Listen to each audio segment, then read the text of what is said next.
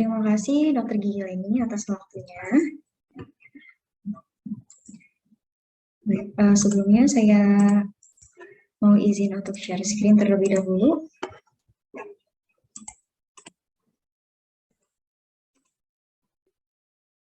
Baik, Assalamualaikum warahmatullahi wabarakatuh. Selamat siang yang saya hormati Profesor Rahmi serta Bapak dan Ibu Dokter Gigi sekalian.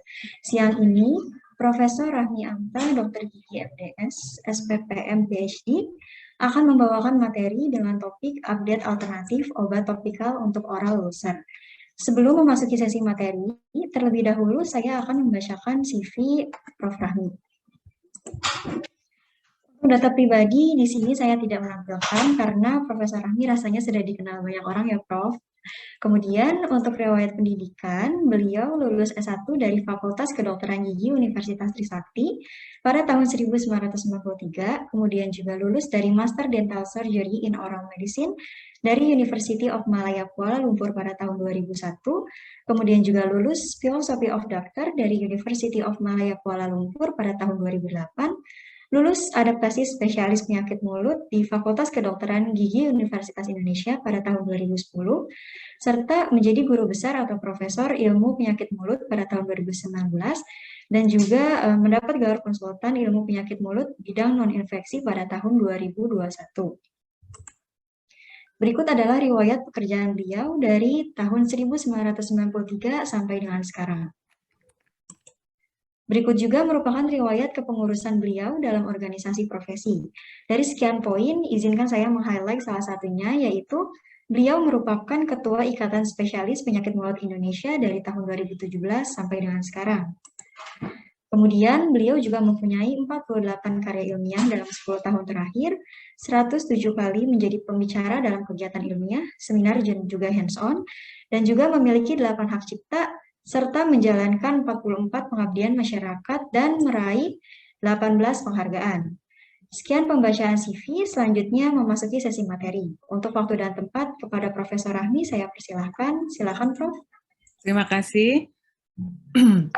Nah, dari tadi sebenarnya saya sudah hadir, cuman nggak bisa di-unmute ya, jadi waktunya agak ini sedikit. Oke, terima kasih atas kesempatan yang diberikan. Assalamualaikum warahmatullahi wabarakatuh.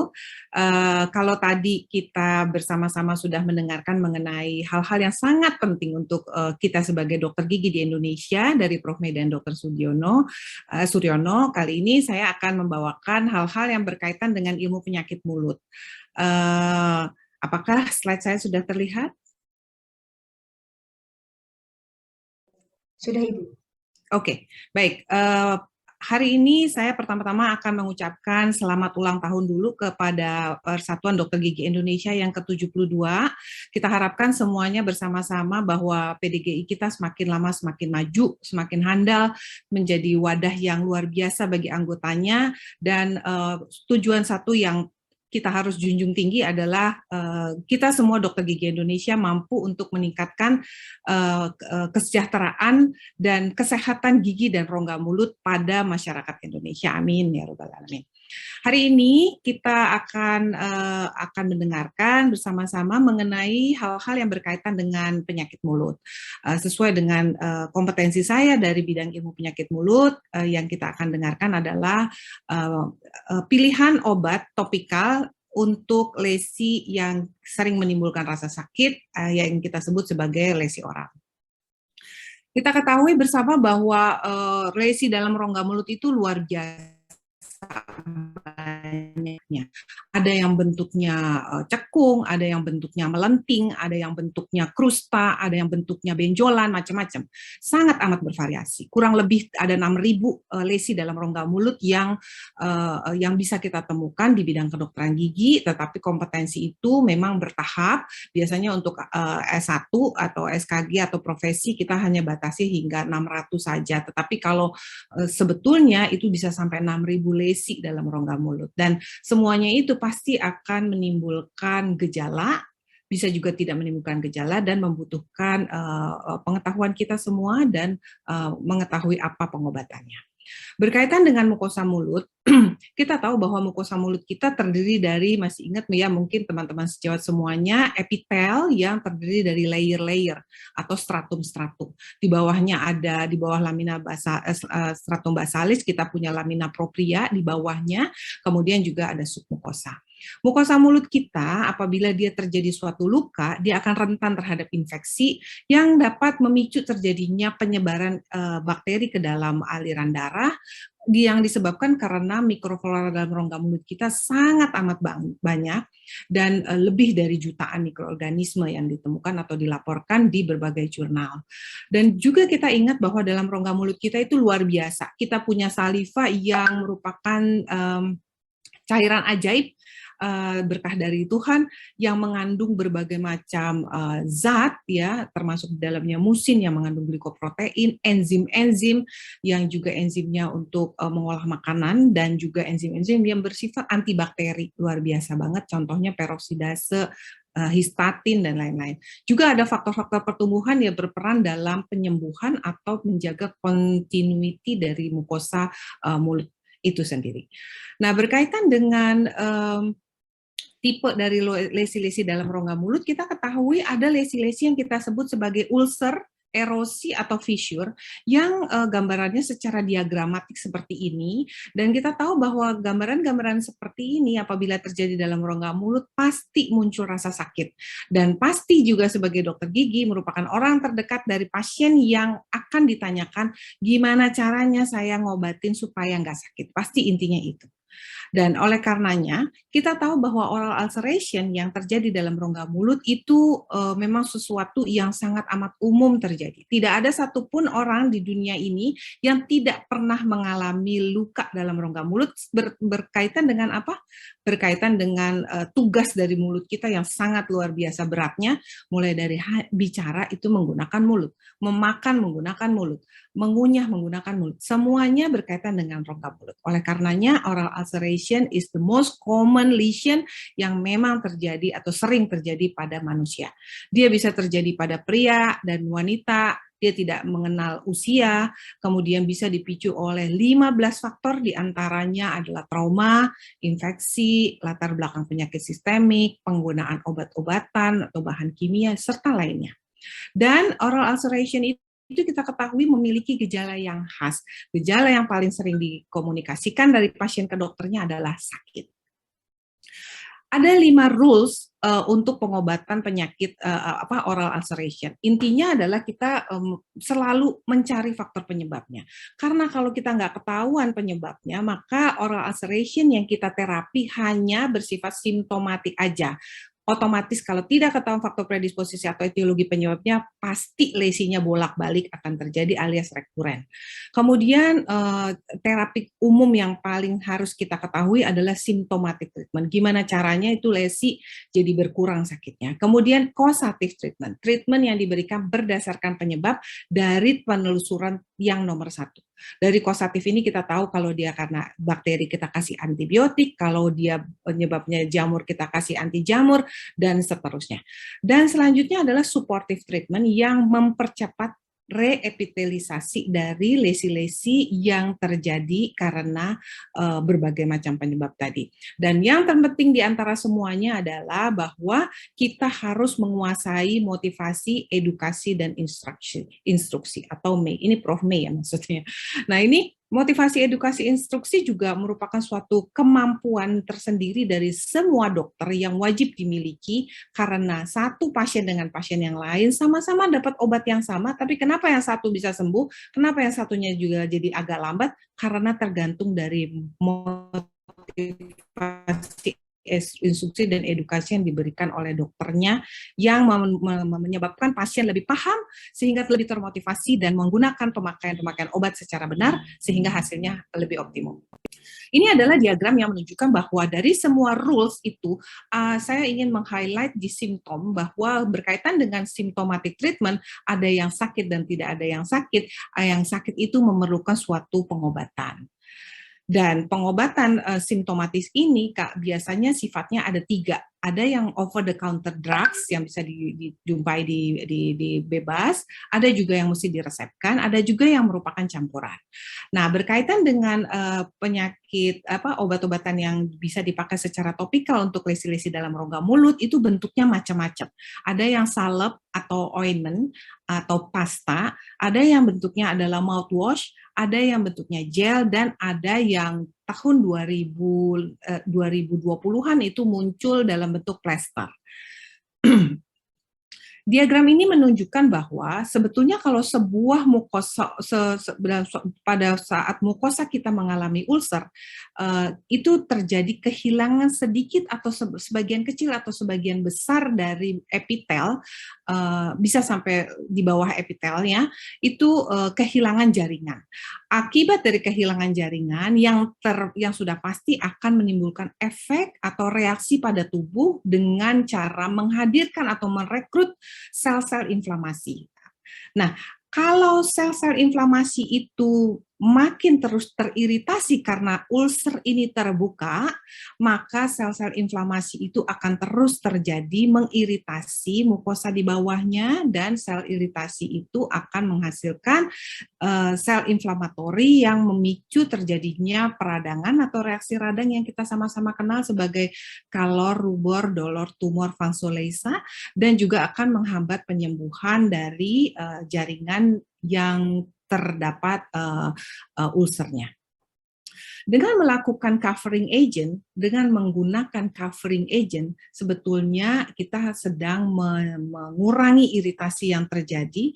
Bagaimana kalau iritasinya kurang terjadi, akibatnya sel radang yang direkrut pun akan berkurang, sehingga akan terjadi penurunan rasa sakit, karena kita ketahui sel radang akan menghasilkan suatu produk radang yang saya sebutkan sebelumnya, dan akibat rasa sakit yang menurun ini juga karena sel radangnya kurang, juga akan memberikan kesempatan pada sel-sel yang ini ternyata memainkan peranan baik dalam menghantarkan aktif konstituennya ke dalam lokasi target dan memberikan efek penyembuhan, karena juga dia mempunyai daya rekat yang bagus kemampuannya, sehingga menciptakan suatu kondisi yang cukup baik untuk memberikan kesempatan pada sel-sel di bawahnya untuk mengalami regenerasi dan akhirnya menutup ulcernya.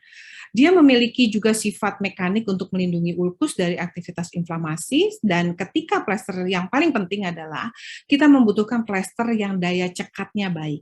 Nah, plester yang pada saat ditaruh di atas mukosa yang luka itu tidak menimbulkan suatu rasa sakit atau perih, dan pada saat dia berinteraksi dengan air liur, dia bisa membentuk suatu lapisan yang jauh lebih lentur, yang kita sebut sebagai hidrogel, dan sehingga kemudian dia mempunyai kesempatan untuk melepaskan zat aktifnya perlahan, sehingga menimbulkan suatu kondisi yang kondusif untuk menjadikan sel-selnya beregenerasi. Biasanya plester yang lentur itu akan dikombinasikan dengan polyphenylpyrrolidone atau PVP dan melepaskan zat aktif sehingga dia lebih cepat, dan juga penambahan gelatin dan pektin menyebabkan senyawa aktifnya dapat dikontrol secara terkendali atau kita sebut sebagai slow release. Kalau kita perhatikan pilihan penggunaan plester ini biasanya digunakan pada kasus-kasus yang lesinya terjangkau dan bisa berkontak dengan saliva, kemudian dia akan menjadi hidrokoloid dan jadi sangat amat cekat, dan sehingga lesi dapat terlindungi dengan sempurna. Hasil penelitian saya di tahun 2017 menunjukkan bahwa dengan menggunakan plester terjadi penurunan diameter lesi yang signifikan jika dibandingkan dengan gel yang mengandung asam hyaluronat serta salep yang mengandung triamcinolone. Jadi plester ini sebetulnya kenapa dia bisa mempercepat penyembuhan, karena intinya mukosa yang terluka itu diberikan kesempatan karena di covering sehingga iritasi tidak berlangsung dan menjadi mempunyai kesempatan untuk beregenerasi lebih cepat dibandingkan yang masih tetap terbuka dan teriritasi. Kemudian ini juga dari segi fase-nya menunjukkan bahwa lesi yang diberikan plester itu akan tidak berbeda bermakna dengan lesi-lesi yang diberikan dengan salep triamcinolone dan juga asam hyaluronat. Update jenis patch ulcer baru, diketahui bahwa ada patch atau ulcer yang memang jauh lebih lentur dan bentuknya seperti biofilm ya. Kemudian dia dan tidak kasar sehingga pada saat dimasukkan ke lesi, diletakkan di atas lesi-lesi di atas lukanya tidak menimbulkan respon visual analog scale yang tinggi atau alias nol. Kandungan di dalamnya ternyata sangat kompleks dan cukup banyak, tapi sangat aman, di mana semuanya sudah mendapatkan sertifikat dari Kementerian Kesehatan, dan juga kalau kita perhatikan isi-isinya di sini ada kandungan tocopherol asetat yang memang berfungsi untuk melepaskan slow release dari vitamin E dan menyebabkan penyembuhan dari lesinya menjadi lebih cepat. Dan kita ketahui etil selulosa yang dimiliki atau hidroksimetil selulose yang sebagai bahan dasarnya itu dibuat menjadi dua jenis, bagian attachment site dan bagian atasnya, protection site. Protection site itu juga ada etanol yang memberikan kesempatan pada patch ini untuk juga mencegah dari segala sesuatu yang sifatnya mengandung bakteri.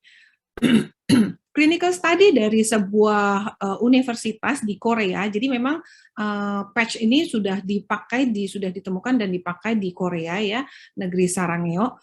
Ini sudah menunjukkan bahwa hasil uji klinis penggunaan plester ini dari segi keterkaitan kenyamanan pemakaiannya itu menunjukkan bahwa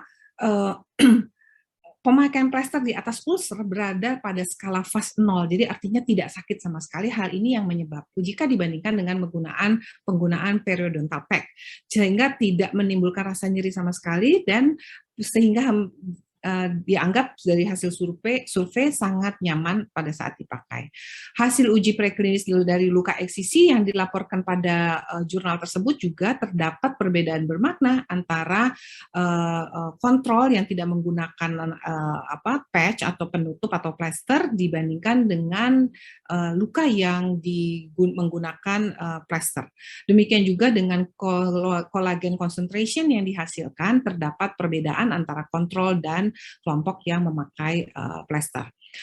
Demikian juga dengan inflamasi atau peradangan pada model luka bakar terjadi perbedaan secara bermakna antara hari ketiga dan hari ke-14 pada kelompok kontrol yang menggunakan patch dibandingkan yang tidak menggunakan.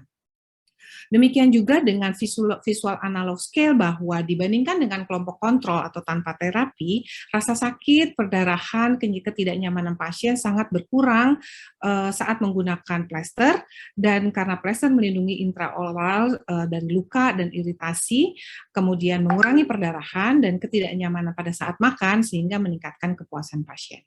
Berikut adalah gambaran di mana plester tersebut diupdate bentuknya dan isinya yang kali ini sehingga bentuknya lebih seperti kayak film dan sangat lekat. Kebetulan saya sendiri sudah pakai sehingga saya bisa menyatakan bahwa dari segi kenyamanannya memang jauh berbeda dan lebih cekat.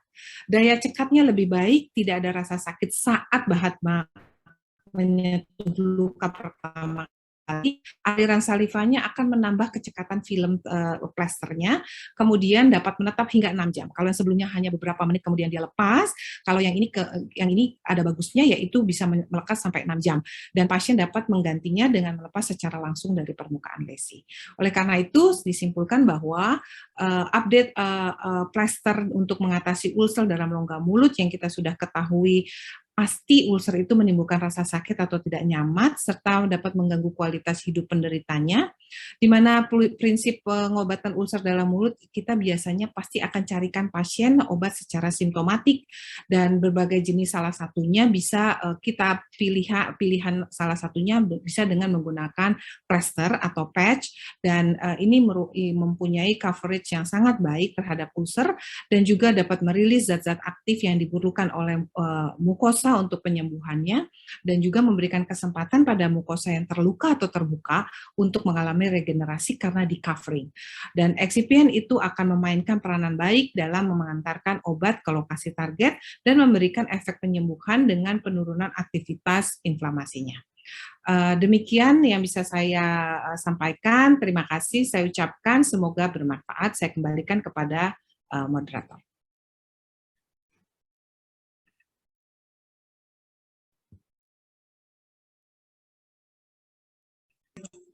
Baik, terima kasih atas materinya, Prof. Ilmu yang diberikan di tengah kondisi Profesor Rahmi saat ini sangat bermanfaat ya, Prof. Semoga kesehatan selalu menyertai Profesor Rahmi. Untuk acara selanjutnya adalah sesi presentasi singkat oleh PT Isotech Indo Pertama untuk memperkenalkan produk yang relevan dengan penjelasan Profesor Rahmi tadi. Jika waktu mencukupi, sesi tanya jawab akan diadakan setelah presentasi singkat ini. Untuk waktu dan tempat dipersilakan kepada apoteker Rina Rahmayanti.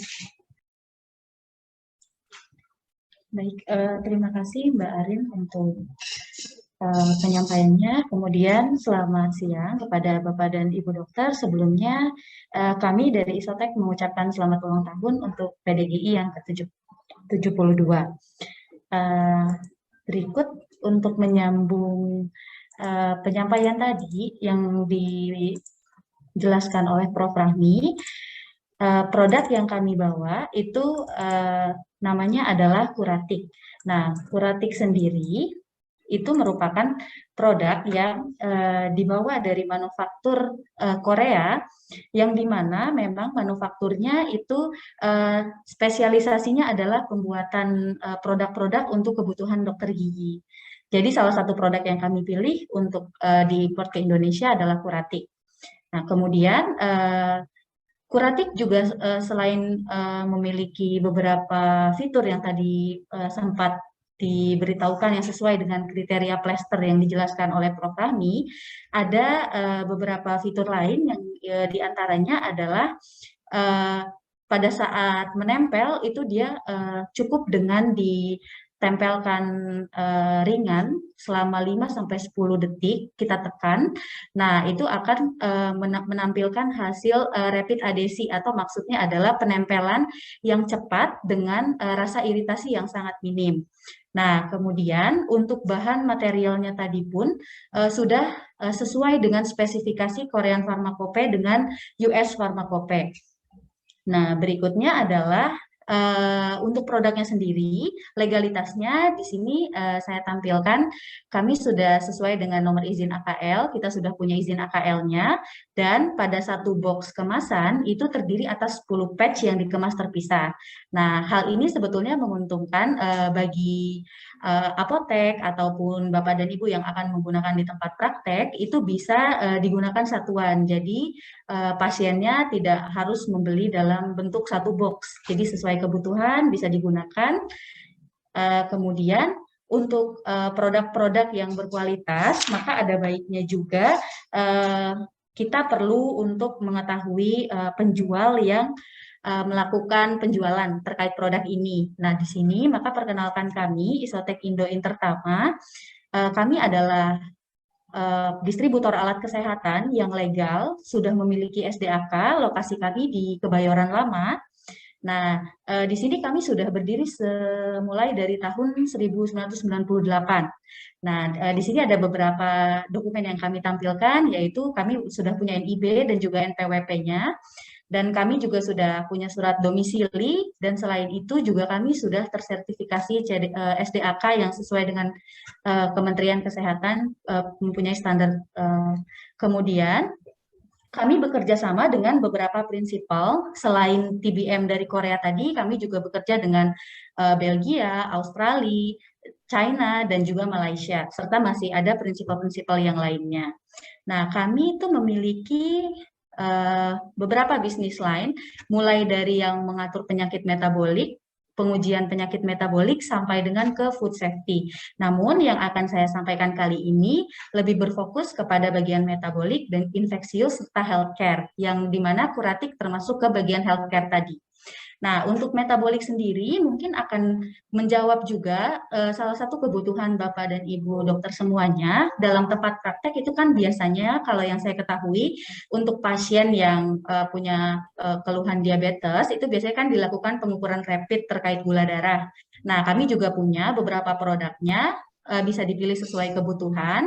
Mungkin nanti bisa dikunjungi untuk informasi lebih lanjutnya ke website kami. Nah, kemudian untuk produk infeksi, kami berfokus ke desinfektan. Karena saat ini kan sedang masa pandemi, maka desinfektan itu memiliki peranan yang cukup penting untuk kita dalam melakukan preventif terhadap virus. Nah, untuk desinfektan sendiri, karena kebetulan kami juga membaca buku panduan untuk praktek dokter gigi dalam era new normal, yang salah satunya juga disusun oleh Prof. Rahmi. Nah, di sini kami melihat bahwa ada bahan aktif yang direkomendasikan, yang kebetulan menempatkan urutan pertama dan kedua, yaitu quaternary amonium, yang baik untuk membunuh kuman coronavirus yang spesifik SARS-CoV-2. Nah, dan produk yang kami miliki itu berbahan dasar golongan quaternary amonium, yaitu golongan yaitu zatnya bernama isopropyl tridecyl dimethyl amonium atau yang kita biasa singkat dengan ITDA. Kemudian, selain dengan kandungannya yang merupakan senyawa quaternary amonium, produk ini juga memiliki dua bahan khusus lagi yang dirahasiakan oleh manufakturnya sehingga dapat memberikan efek yang berbeda, jelas jauh lebih baik dibandingkan dengan desinfektan yang ada di luaran. Nah, untuk variannya sendiri, yang umonium ini yang kami import itu terdiri atas 5 varian, dan setelah membaca guidance tadi, kemudian juga kami komparasikan dengan produk kami, maka yang dapat menjawab kebutuhan untuk praktek dokter gigi itu adalah varian netralis dan instrumen. Nah, apa sih perbedaan kedua ini? Nah, perbedaan kedua ini itu terletak pada, kalau yang instrumen itu terdiri atas desinfektan yang berwarna dan berbau.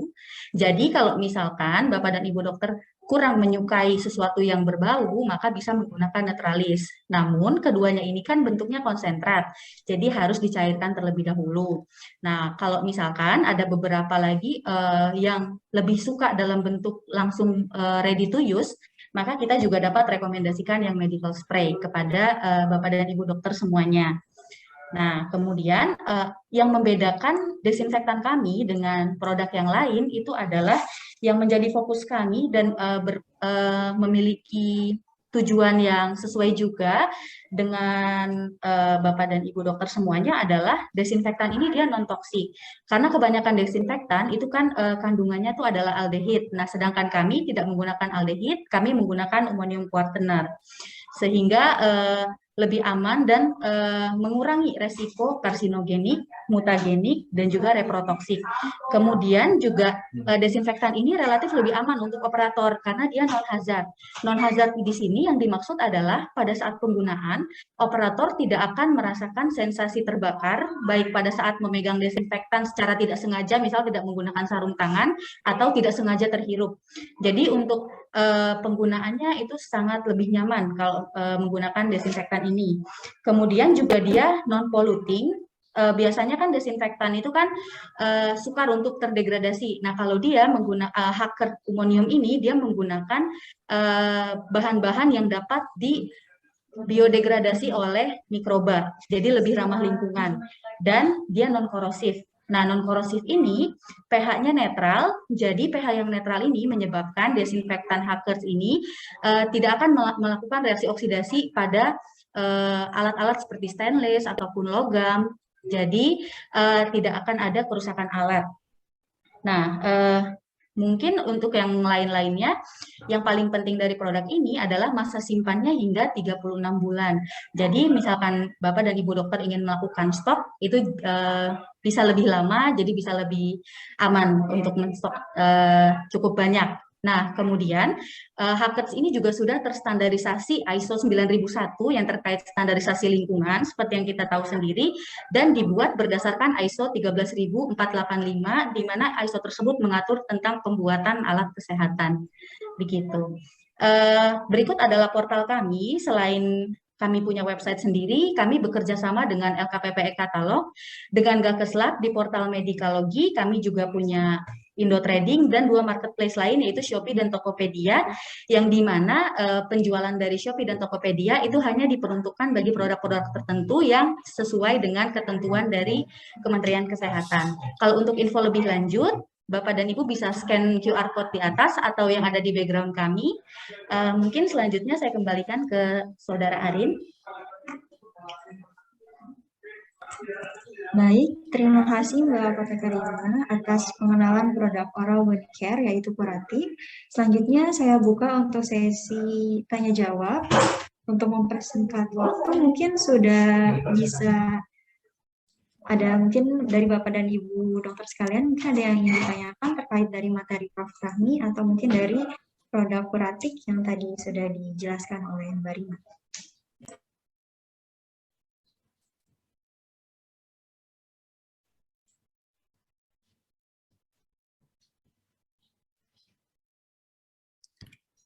Untuk mempersingkat waktu, ada pertanyaan di dalam chat ya. Mohon bisa dijawab, untuk bisa dijawab. Oh ya. Ya. Baik, Prof, saya izin membacakan pertanyaannya dari Dr. Fitri. Selamat siang, Prof. Rahmi. Saya mau bertanya, untuk patch sendiri apakah aman jika tidak sengaja tertelan? Karena terkadang saya menyarankan pasien untuk memakai patch, tetapi pasien tidak mau karena takut tertelan. Lalu, apakah patch ini dapat menimbulkan reaksi alergi, Prof? Terima kasih, Prof. Rahmi. Ya. Ya, mungkin dijawab dulu satu-satu. Jadi mungkin gini, kalau dilihat dari bahan isinya adalah metil selulose ya. Kebetulan penelitian saya dulu tahun 2017 juga membahas banyak mengenai apakah dia bisa tertelan. Intinya sih karena dia isinya metil selulose sama dengan pasta, sama dengan triamcinolone acetonide dalam pasta, itu juga isinya metil selulose. Dia aman kalau tertelan, tetapi sebaiknya sih kalau menurut saya tidak diinstruksikan untuk ditelan karena apapun obatnya mungkin sebaiknya tidak ditelan ya gitu. Kalau dia tertelan ya oke, mungkin masih bisa ditolerir karena memang dari isinya menunjukkan tidak ada hal yang berbahaya. Tetapi kalau laporan alergi memang tidak ada laporan alergi dari sertifikat-sertifikat yang saya pelajari berkaitan dengan isi di dalamnya. Mungkin itu jawabannya. Baik, Prof. Terima kasih atas jawabannya. Untuk ke pertanyaan selanjutnya dari Dr. Jimmy Husdi. Kuratik ini apakah absorbable atau tidak ya? Mungkin dari Mbak Rima bisa bantu untuk menanggapinya, Mbak? Ya baik, terima kasih Mbak Arin. Untuk pertanyaan dari Dr. Jimmy, untuk plester ini dia tidak absorbable. Jadi yang bisa diabsorpsi itu adalah vitamin E atau tocoferol asetat yang terkandung dalam plesternya. Tapi kalau untuk bahan yang lainnya itu sebetulnya dia tidak absorbable, tapi kalau misalkan tertelan juga tidak masalah. Karena kan memang seperti yang dijelaskan Prof. Rahmi tadi, bahan yang terkandung itu sama dengan bahan yang terkandung dalam sediaan pasta atau sediaan yang lain yang memang umum untuk digunakan. Begitu. Mungkin dikembalikan lagi ke Mbak Arin. Baik, untuk selanjutnya ada pertanyaan juga dari Dr. Gigi Rini Aryani. Izin bertanya, plester diganti berapa jam sekali dan apakah aman untuk anak? Bisa dibantu tanggapannya, Mbak? Oke, baik. Kalau untuk plesternya sendiri itu daya rekatnya hingga 6 jam seperti yang tadi tertampil di slide-nya Prof. Rahmi. Kemudian kalau misalkan untuk anak itu aman, mungkin kalau dari kami sarannya bisa diberikan kepada anak yang sudah bisa diedukasi. Jadi walaupun plester ini aman untuk tertelan, tapi kan memang tidak direkomendasikan untuk selalu ditelan. Jadi mungkin untuk umurnya mulai dari anak-anak yang sudah bisa diedukasi saja, begitu. Mbak Arin, bisa dikembalikan lagi? Baik, mungkin satu pertanyaan lagi ya untuk Prof, bisa ditanggapi oleh Prof. Rahmi ya, Prof. Karena keterbatasan waktu juga dari Dokter Endah. Untuk pertanyaannya adalah apakah bisa untuk semua kasus ulcer atau untuk kontraindikasi di kasus tertentu atau bisa mempengaruhi terhadap pertumbuhan bakteri anaerob? Mungkin bisa dibantu tanggapannya, Prof. Ya, oke, bagus sekali pertanyaannya. Jadi intinya semua kondisi lesi dalam rongga mulut yang jenisnya ulcer. Ulcer artinya ada kehilangan sedikit atau sebagian besar dari mukosa mulut yang menimbulkan rasa sakit. Apakah ini indikasi juga untuk yang bentuknya benjolan misalnya? Itu mungkin tidak terlalu berindikasi ya, tapi kalau semua yang kaitannya pembukaan mukosa mulut atau perlukaan, ini indikasi. Apakah berpotensi untuk meningkatkan perkembangan anaerob? Saya rasa di dalamnya ada kandungan etanol yang juga berpotensi untuk mencegah perkembangan mikroorganisme yang sifatnya aerob maupun anaerob. Jadi mungkin kandungan di dalamnya itu berpotensi juga untuk menyingkirkan hal-hal yang bisa terjadi berkaitan dengan covering yang sifatnya agak lama. Itu kalau kita lihat dari kandungannya. Menurut saya begitu. Saya kembalikan lagi ke Mbak Arin.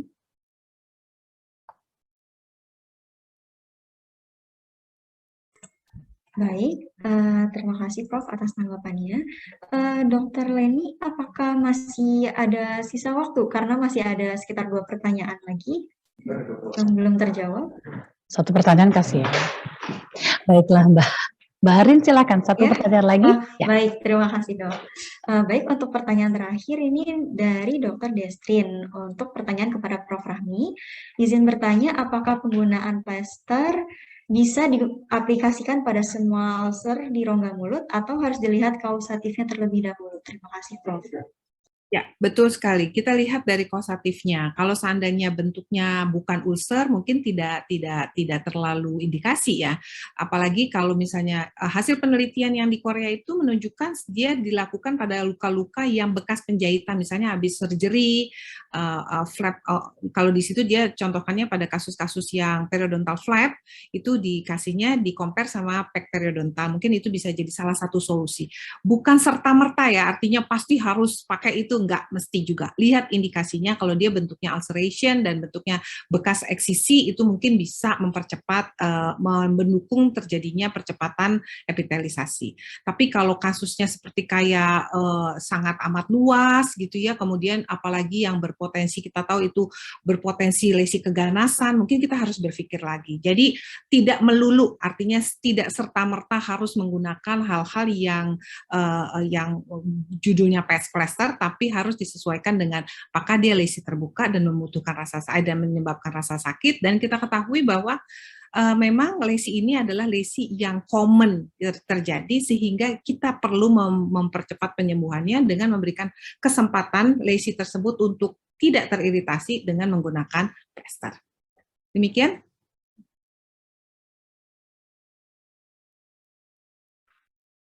Baik, sebelumnya Prof, izin akan ada penyerahan sertifikat juga sebagai apresiasi dari panitia untuk peran serta Prof. Terima kasih ya Prof sudah mau meluangkan waktunya, padahal Prof kemarin hampir presentasi dari rumah sakit ya Prof ya. Ya, terima kasih Dr. Leni. Luar biasa, beliau sangat tinggi dedikasinya untuk PDGI dan kemajuan ilmu kedokteran gigi Indonesia. Terima kasih sekali lagi, dan ini merupakan penghargaan dari panitia. Sertifikat ini mohon diterima, Prof. Terima kasih Dr. Leni dan panitia semuanya. Siap, terima kasih sekali lagi. Terima kasih Mbak Arin dan terima kasih Mbak Rima atas presentasinya yang luar biasa. Sampai jumpa lagi pada kesempatan berikutnya.